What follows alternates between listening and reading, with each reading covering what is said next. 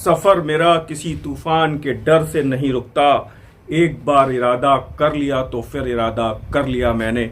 जी हाँ, मैं बिल्कुल ठीक समझ रहे हैं, आप ठीक देख रहे हैं। आज मैं उस महानायक के बारे में बात कर रहा हूं जो आज भौतिक रूप में हमारे बीच में नहीं है, लेकिन हमारी यादों में और हिंदुस्तान के इतिहास में हमेशा अमर रहेंगे।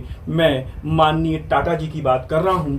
आज वो हमारे लिए हमेशा हमेशा के लिए अमरत्व को प्राप्त हो गए। उनकी बातें, उनके संदेश हमारे लिए हमेशा प्रेरणा के स्रोत रहेंगे। मैं सही फैसले लेने में विश्वास नहीं करता, मैं पहले फैसला लेता हूं और उसके बाद उसको सही साबित कर देता हूं। लोहे को दुनिया की कोई भी ताकत खराब नहीं कर सकती, नष्ट नहीं कर सकती। अगर वो नष्ट होता है तो अपने ही जंग से। आपको अगर तेज चलना है तो अकेले चलिए, और अगर बहुत दूर तक जाना है तो सबको साथ लेके चलिए। उस महानायक को आज उनकी इस अनंत यात्रा पर हम उन्हें शुभकामनाएं देते हैं। वो जहां रहें, ईश्वर उन्हें अपने चरणों में स्थान दे और ऐसी विभूतियां हिंदुस्तान में पैदा होती रहें। इस बात के लिए हम ईश्वर से प्रार्थना करते हैं। आप भी हमारे साथ एक बार उस महान विभूति को याद करिए और फिर हम लोग आज अपने सेशन की शुरुआत करते हैं। आज का सेशन, यद्यपि कि मेरी तबीयत बहुत ठीक नहीं थी, मेरा स्वास्थ्य बहुत ठीक नहीं था, लेकिन आज विशेष तौर पर मैं रतन टाटा जी के लिए आया हूं, इसलिए कि जिनका पूरा जीवन काम करते हुए बीता, हिंदुस्तान की प्रगति और अपनी देशभक्ति के लिए बीता, मुझे आना ही पड़ा। आज हमेशा की तरह वो सेशन जो हमेशा स्पेशल है, परीक्षा तक चलता रहेगा। हाँ, एक बात, लीजेंड्स नेवर डाई। मैंने कहा ना कि वो अमृतत्व को प्राप्त हो गए, अमृतत्व को प्राप्त हो गए। धरा का वो सपूत धरा के पंच महाभूतों में विलीन हो गया। और इसके पहले मैं आज के सत्र की शुरुआत करूं, आपका आज के सेशन में हार्दिक स्वागत। और क्लास में मुझे उम्मीद है आप सब आ चुके हैं और अब हम लोग आज के सेशन की शुरुआत कर रहे हैं। पहला क्वेश्चन आपकी स्क्रीन पर है और आप देख लीजिए क्या कह रहा है। क्वेश्चन ये कह रहा है कि भारतीय इतिहास में महाराज की उपाधि लेने वाला पहला शासक कौन था। थोड़ा सा देखिएगा, चीजें बहुत आसान भी हैं, कंफ्यूजिंग भी हो सकती हैं। भारतीय इतिहास में महाराज की उपाधि लेने वाला वो प्रथम शासक कौन था? खारवेल, चंद्रगुप्त मौर्य, महापद्मनंद या फिर बिंबिसार। ध्यान रखिएगा, महाराज की उपाधि लेने वाला पहला शासक कौन है, मुझे बताएंगे आप। क्या इसमें से विकल्प आप चुनना चाहेंगे? और एक बार आप फटाफट रिप्लाई कर दीजिए, फिर हम लोग इस एक्सप्लेनेशन को शुरू करते हैं। और मुझे लगता है अगर आपने बिंबिसार को चुना है विकल्प, तो ये विकल्प गलत है। और अगर आपका दिमाग चंद्रगुप्त मौर्य की तरफ जा रहा है तो भी यहां पर सही जवाब है खारवेल। ध्यान रखिएगा, भारतीय इतिहास में महाराज की उपाधि लेने वाला पहला शासक खारवेल है। क्लियर हुआ? आप ध्यान रखना, महापद्मनंद के लिए एक उपाधि कही जाती है सर्वछत्रांतक। ये भी पूछा गया है। परशुराम का अवतार किसे कहा गया है? सर्वछत्रांतक किसे कहा गया है? वो महापद्मनंद है। बिंबिसार की एक उपाधि आपको पता होगी, उसको सेनिया कहा गया है। ध्यान रखिएगा, शायद वो भारतीय इतिहास में पहली नियमित सेना रखने वाला पहला शासक था। और चंद्रगुप्त मौर्य के लिए आपको बहुत सारी बातें बताने की जरूरत नहीं है, आप इस महानायक से परिचित हैं। फिलहाल दूसरा प्रश्न स्क्रीन पर देखिए आप, और जल्दी से इसके पहले आप देखिए, स्क्रीनशॉट ले सकते हैं आप। हाथी गुम्फा अभिलेख में महाराज की उपाधि का पहली बार उल्लेख हुआ है। अगर वो ये कहता है कि महाराज की उपाधि का पहली बार उल्लेख कहाँ पे हुआ है, तो वो खारवेल के हाथी गुम्फा अभिलेख में हुआ है। क्लियर हो रहा है? और नहरों का प्राचीनतम अभिलेखीय साक्ष्य कहाँ पे है, तो वो भी खारवेल के हाथी गुम्फा अभिलेख में ही है। नहरों का प्राचीनतम अभिलेखीय साक्ष्य, नहरों का प्राचीनतम अभिलेखीय साक्ष्य कहाँ है, तो वो भी खारवेल के हाथी गुम्फा अभिलेख में है। और अगर मैं आपसे ये पूछता हूं कि नहरों का प्राचीनतम साहित्यिक साक्ष्य कहां पर आता है पहली बार, नहरों का प्राचीनतम साहित्यिक साक्ष्य कहां पर आता है पहली बार, तो जवाब क्या होगा बताइए। और वो जवाब है ऋग्वेद। मुझे उम्मीद है आप रिकॉल कर पा रहे होंगे। एक समस्या ये भी होती है परीक्षा भवन में सूचनाओं को रिकॉल ना कर पाने की, वो कैसे, हाउ टू रिकॉल, इस पर हम लोग कभी बाद में बात करेंगे। और किन्हें भारत का कांट कहा गया है, ध्यान दीजिएगा, who is known as the Kant of India.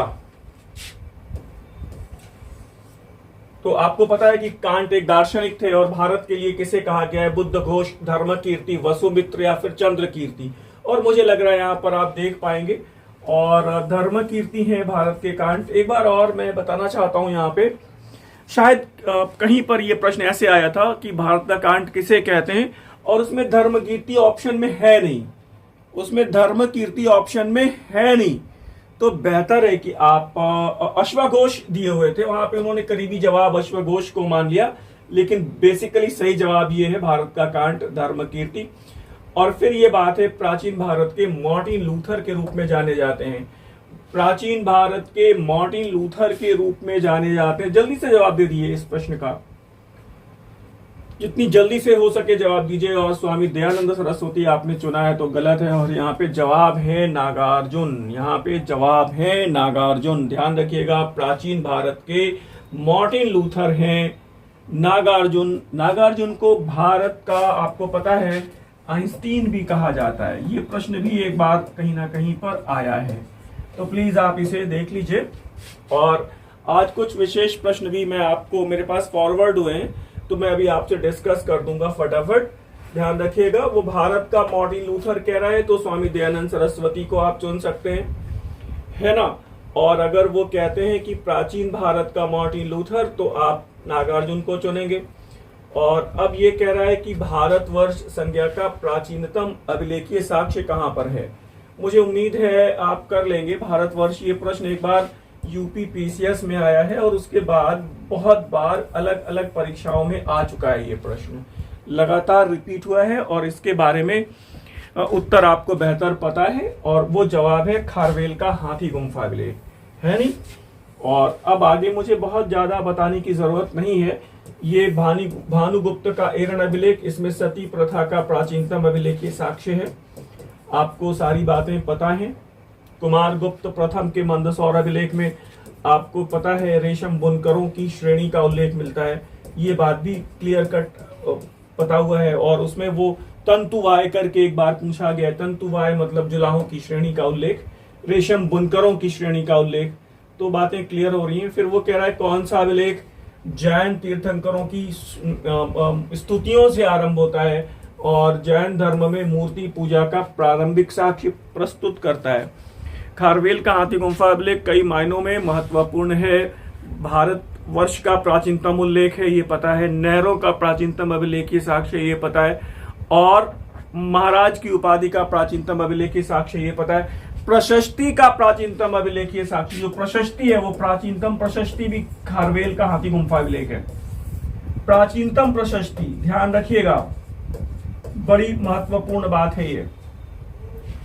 और फिर ये बात है जैन धर्म में, तो बात वही हो गई, खारवेल का हाथी गुम्फा अभिलेख। क्लियर हो रहा है, खारवेल का हाथी गुम्फा अभिलेख जैन धर्म में वो तीर्थंकरों की स्तुतियों से प्रारंभ होता है। वो कहता है कि कलिंग उड़ीसा में जैन धर्म का प्रचार प्रसार, वो कलिंग खारवेल। विष्टि और बेगार का प्राचीनतम अभिलेखीय साक्ष्य, विष्टि या फिर बेगार का प्राचीनतम अभिलेखीय साक्ष्य, ये कर पाएंगे शायद आप। ये प्रश्न भी बहुत कॉमन है, बहुत बार रिपीट किया गया है। छात्रों ने कहा कि सर थोड़ा पेपर का लेवल थोड़ा सा कम करिए, थोड़ा सा बहुत ज्यादा गलतियां कर जाते हैं हम लोग आपके क्वेश्चंस का जवाब देने में। आज मैंने सामान्य प्रश्न ही रखे हैं जो लगातार रिपीट हुए हैं फिलहाल, तो देख लीजिए आप। और ये विष्टि का उल्लेख हमें लगता है आप कर पाएंगे, रुद्रदामन का जूनागढ़ अभिलेख है, ठीक है ना। रुद्रदामन का जूनागढ़ अभिलेख बेगार का पहला प्राचीनतम साक्ष्य प्रस्तुत करता है। और एक खास बात ये भी है कि ये संस्कृत भाषा का प्राचीनतम, संस्कृत काव्य शैली का प्राचीनतम अभिलेख है। संस्कृत भाषा पहली बार इसमें यूज हुई है।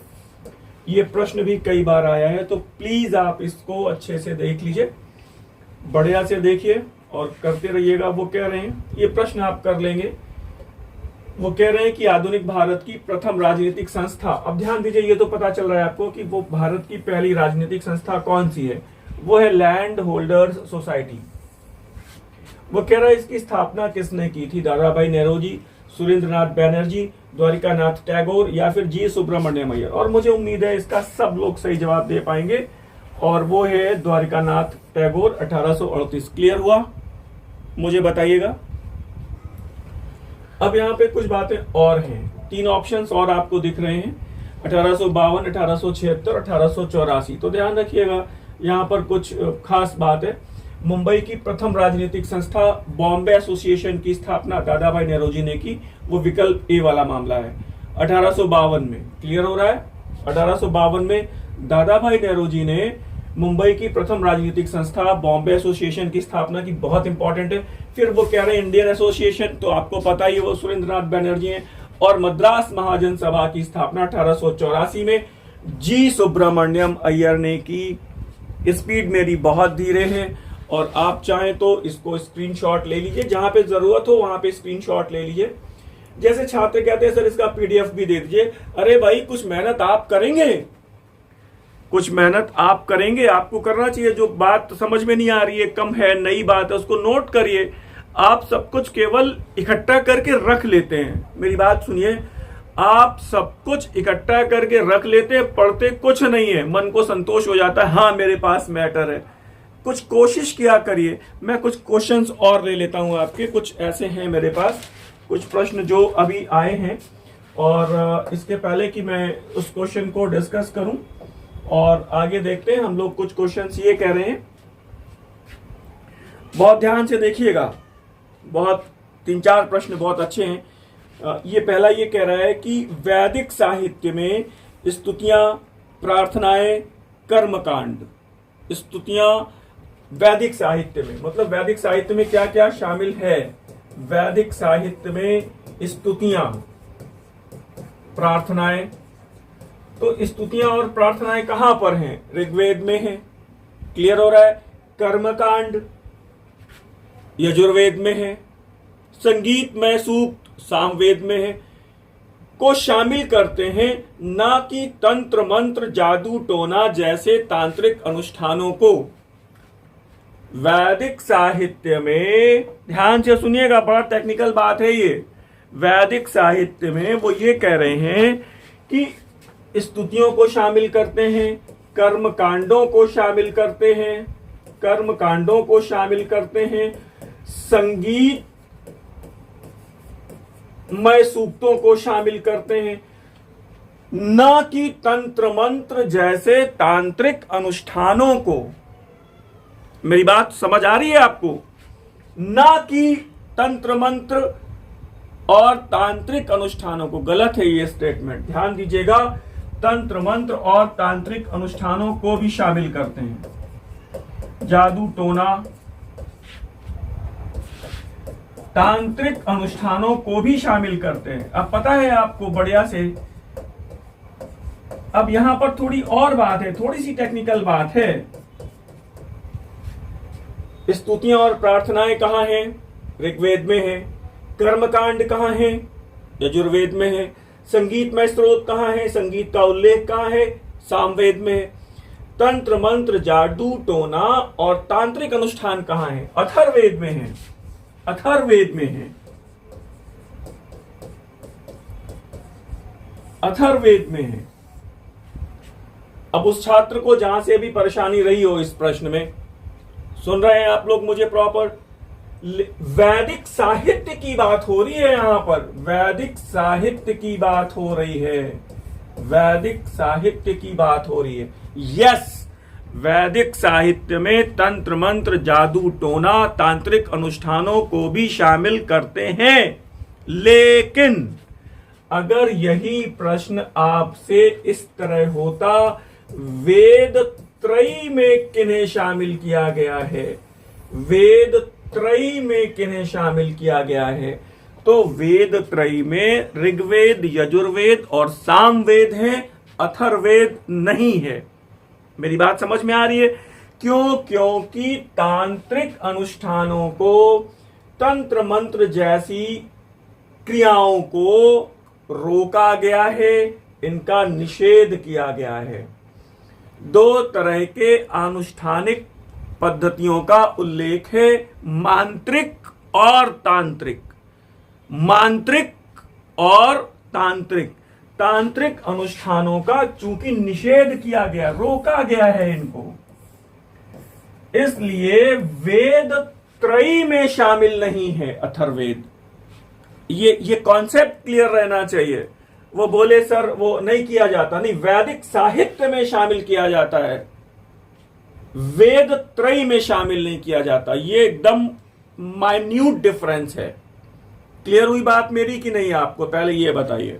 मुझे उम्मीद है ये डाउट आपके क्लियर हो गए होंगे। और ये ध्यान दीजिएगा, जैसा कि आपको पता है, ये दिखता है कि वेदांग, वेदांग का मतलब वेदों का अंग, लेकिन वास्तव में वेदांग वैदिक साहित्य का अंग नहीं है। वेदांग वैदिक साहित्य का अंग नहीं है, वेदों को समझने में सहायक है। वैदिक साहित्य कहां पे समाप्त हो जाता है? उपनिषदों पे आके समाप्त हो जाता है वेदांत। वेदांत का मतलब हुआ वेदों का वैदिक साहित्य का अंत। एक अगला प्रश्न भी बड़ा इंपॉर्टेंट है, बाद में मैं आपको इसको टाइप करवा के दे दूंगा।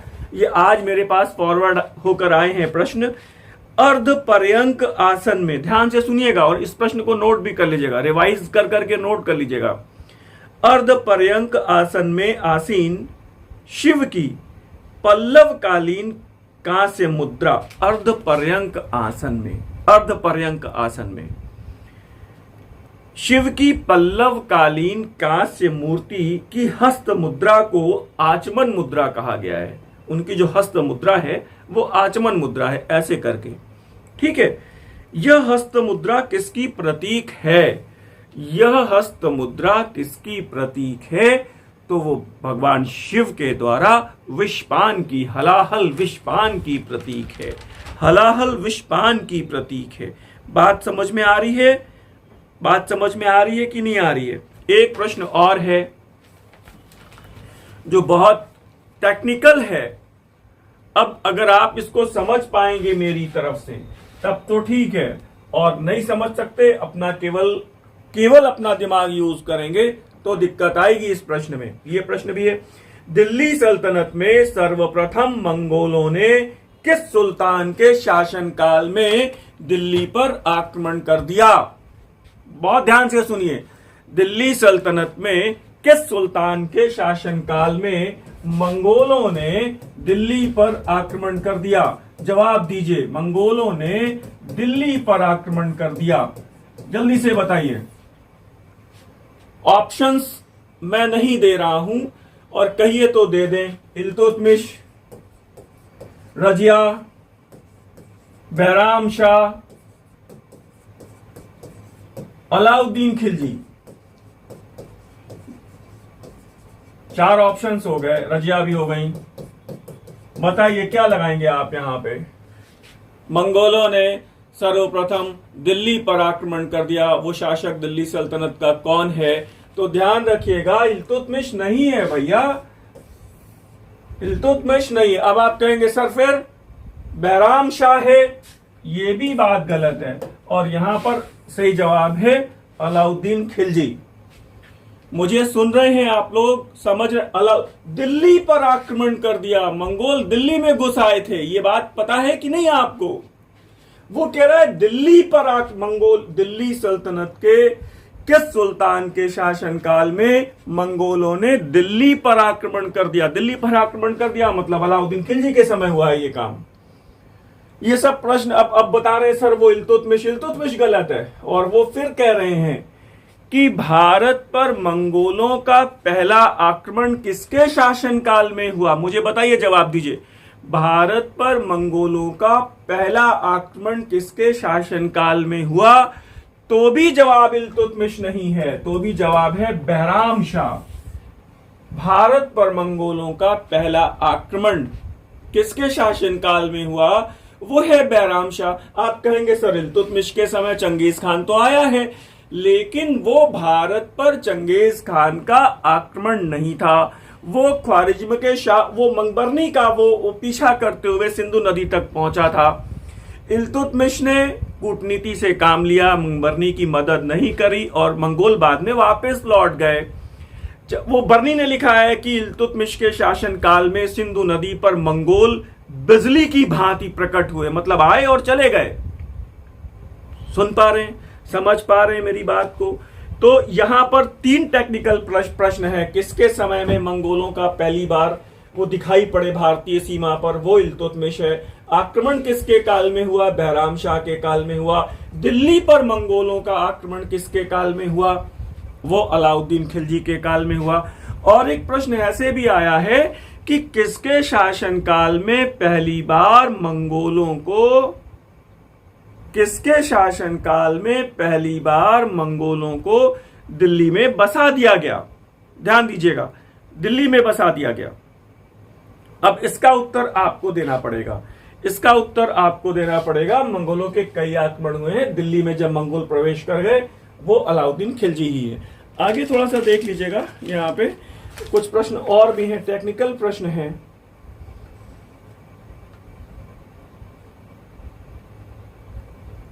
ये प्रश्न क्या कह रहा है, इसको भी थोड़ा ध्यान से सुन लीजिए। दिल्ली सल्तनत का वह मुस्लिम शासक, दिल्ली सल्तनत का वह मुस्लिम शासक जिसका साम्राज्य दार उल इस्लाम का अंग माना गया, दार उल इस्लाम का अंग माना गया पहली बार, वो कौन था? कुतुबुद्दीन ऐबक, इल्तुतमिश, नासिरुद्दीन खुसरव शाह या फिर नासिरुद्दीन महमूद शाह? जिसका शासन, जिसका साम्राज्य पहली बार दार उल इस्लाम का अंग माना गया। समझ पा रहे हैं? दारुल इस्लाम। तो अब आप इसमें क्या ऑप्शंस देंगे? कुतुबुद्दीन ऐबक, इल्तुतमिश, तो आपको जवाब यहां पे इल्तुतमिश देना चाहिए। वो इल्तुतमिश इसलिए देना चाहिए क्योंकि इल्तुतमिश ने खलीफा से अपने सुल्तान पद की वैधानिकता का प्रमाण पत्र प्राप्त किया, वैधानिकता का प्रमाण पत्र प्राप्त किया और तदनुसार ये जो सल्तनत है वो खिलाफत का, खलीफा के साम्राज्य का दारुल इस्लाम का अंग बन गई। यद्यपि कि इल्तुतमिश बाद में ये कहता है कि दारुल हर्ब को दारुल इस्लाम में कन्वर्ट नहीं किया जा सकता। फिलहाल आप अपने इस प्रश्न पत्र पर आइए। वो कह रहे हैं कि राष्ट्रीय आंदोलन में सर्वप्रथम किस घटना के समय स्वदेशी एवं बहिष्कार को राजनीतिक संघर्ष के अस्त्र के रूप में इस्तेमाल किया गया? राजनीतिक संघर्ष के अस्त्र के रूप में इस्तेमाल किया गया। स्वदेशी एवं बहिष्कार पहली बार कहां पर राजनीतिक अस्त्र के रूप में इस्तेमाल हुआ है? और यहाँ पे असहयोग, बंगभंग, होम रूल या फिर सविनय अवज्ञा आंदोलन। जल्दबाजी बिल्कुल मत करिए। और यहाँ पर बंगभंग आंदोलन। ठीक है, क्लियर है? कृष्ण कुमार मित्रा, भोलानाथ चंद्र, इन सब लोगों के नाम, इनका रोल क्या है आपको पता है। और फिर वो कह रहे हैं कि किस इतिहासकार ने हुमायूं का चित्रण एक अफीमची के रूप में किया है, अफीमची के रूप में किया है। और ऑप्शंस आपके सामने हैं। वो कह रहे अफीम खाता था वो, तो इसमें देख लीजिए 4 ऑप्शन है और दिख के ही पता लग रहा है। और वो है मिर्जा हैदर दोगलात। ठीक है, वो मिर्जा हैदर दोगलात है। और फिर देखिएगा वो कह रहे मिर्जा हैदर दोगलात की पुस्तक का नाम भी पूछा गया है, तारीख रशीदी है। और वो हुमायूं को अफीमची कहता है। वह बाबर का चचेरा भाई था। बात मुझे लग रहा है क्लियर हो रही है, ठीक जा रहे हैं हम लोग। और आगे भी देख लीजिए आप। और अगला प्रश्न क्या है? औरंगजेब के समय की वह पुस्तक जो औरंगजेब के काल का अर्ध सरकारी इतिहास कहलाती है, कौन सी है? फुतुहात ए आलमगीरी, मुंतखब उल लुआब, मासिर ए आलमगीरी या फिर फतवा ए आलमगीरी? देख के बताइएगा। और बताइए, 4 ऑप्शंस तो हैं आपके सामने। और यहाँ पे गलत रिप्लाई मत करिएगा, बहुत से लोग मूक दर्शक बन के बैठे रहते हैं, बैठिए मत, काम करिए। और ये पुस्तक है मासिर ए आलमगीरी, ये पुस्तक है मासिर ए आलमगीरी, ठीक है ना। और बाकी आगे एक बात यहाँ पर यह भी आती है कि जदुनाथ सरकार ने इस पुस्तक के बारे में कुछ कहा है, तो आप देख लीजिएगा। जदुनाथ सरकार ने मासिर ए आलमगीरी को मुगल काल का गजेटियर कहा है। ये बात बड़ी इंपॉर्टेंट है, मुगल काल का गजेटियर कहा है, ठीक है। और हमेशा की तरह वो सूचना जिसका हमेशा मैं आपको इंडिकेशन कर रहा हूं, हमारी एक ऑनलाइन प्रश्न पत्रों की टेस्ट सीरीज है, 125 प्रश्नों की टेस्ट सीरीज चल रही है, ठीक है। टीजीटी और पीजीटी ओरिएंटेड है, प्रश्नों का नेचर एकदम कंपटीशन ओरिएंटेड है, एकदम कमीशन ओरिएंटेड है। इतिहास के सभी पाठ्यक्रम में जितने भी आपके टॉपिक हैं, सभी से 3 या 4 प्रश्न होते हैं उसमें। और इस बार से कोशिश ये की जा रही है कि अगले प्रश्न पत्र में जो टीजीटी के और पीजीटी के कॉमन प्रश्न हैं, उनके प्रश्न एक तरफ रखे जाएं, और कुछ जो एक्स्ट्रा टॉपिक हैं 2-3 पीजीटी के लिए, उनके प्रश्न अलग से रखे जाएं। ये कोशिश हो रही है, मैंने कह दिया है, और उम्मीद है कि अगले प्रश्न पत्रों में ये अलग अलग विभाजन आ जाएगा। पीजीटी के लगभग 20-25 प्रश्न एक्स्ट्रा रख दिए जाएंगे। आप चाहें तो इसको ज्वाइन कर सकते हैं, स्क्रीन पर दिए गए नंबरों पर आप संपर्क करके व्हाट्सएप के माध्यम से ज्वाइन कर सकते हैं। व्हाट्सएप के माध्यम से आपको जानकारी मिल जाएगी। अभी भी जैसे जो सबसे बड़ी बात यह है ना, भ्रम की स्थिति ना हो, भ्रम की स्थिति ना हो। हम लोग बहुत ईमानदारी से, बहुत कमिटमेंट के साथ, बहुत डेडिकेशन के साथ काम करना चाह रहे हैं, और आपके सहयोग के बिना ये संभव है नहीं। इसमें गंभीर छात्र, ध्यान से सुनिएगा, जैसे प्रश्नों का लेवल चूंकि उसी तरह से है जिस तरह से पेपर पूछे जाते हैं आपके कमीशन में। सामान्य अध्ययन अगर आपने किया है तो फिर थोड़ा सा आपको प्रश्नों को हैंडल करने में दिक्कत होगी, और तो बेहतर है कि आपने अभी तक फिर जो पढ़ा है उसका रिवीजन कर लीजिए आप, ठीक है। लास्ट मोमेंट पे आप मेरे साथ जुड़ जाइएगा। कई सारी घोषणाएं हैं, मैंने अभी आपसे कहा है। अभी भविष्य में एक हम टॉपिक वाइज भी हम टेस्ट सीरीज अनाउंस करेंगे। एक सेक्शन हो चुका है, हम लोगों का एक सेशन हो चुका है टॉपिक वाइज में, उसमें भी लगभग मैंने 2000 के करीब क्वेश्चन छात्रों को दिए। और अभी एक क्रैश कोर्स भी अनाउंसमेंट होगा, अभी वो आपको सारी सूचनाएं, जो नए छात्र जुड़ रहे हैं वो कम से कम व्हाट्सएप नंबर से जुड़ जाएं, ताकि आपको क्लास के ब्रॉडकास्टिंग ग्रुप में ऐड किया जा सके, और फिर आपको सूचनाएं व्हाट्सएप के माध्यम से मिलती रहेंगी कि आगे हमारा क्या अनाउंसमेंट होने वाला है। और आपकी एक पुस्तक भी है, मैंने बताया था, हमेशा बता रहा हूं, जो कि एकदम पीजीटी और टीजीटी ओरिएंटेड है, और इस पुस्तक को केवल आपके सिलेबस के अनुसार ही तैयार किया गया है। केवल परीक्षोपयोगी जानकारी है इस पुस्तक में। ये 250 पन्नों की पुस्तक है, किसी भी पुस्तक का पर्याय नहीं है। ये तभी काम करेगी जब आपने एक बार अच्छे से पढ़ाई की होगी। आप चाहें तो इस पुस्तक को अपनी रिवीजन की प्रक्रिया में शामिल कर सकते हैं। फिलहाल आइए हम लोग अगले प्रश्न की ओर जाते हैं, और अगला प्रश्न ये कह रहा है कि निम्नलिखित में से किसने भारत छोड़ो आंदोलन के समय मुंबई के ग्वालियर टैंक मैदान में भारतीय राष्ट्रीय कांग्रेस का ध्वज फहराया था? मैडम बिकाईजी कामा है, कनकलता बरुआ है, अरुणा आसफ अली है, और लक्ष्मी स्वामीनाथन है। और मुझे उम्मीद है ये प्रश्न कई बार आपने देखा है, और इस प्रश्न को अब गलत मत करिएगा। एक आध बार किसी लेक्चर में और शामिल किया था, जानबूझ के इसको मैंने शामिल किया कि भाई गलत ना हो। कनकलता बरुआ बहुत इंपॉर्टेंट है, और आपको पता लगेगा कि अगला प्रश्न शायद उन्हीं से है।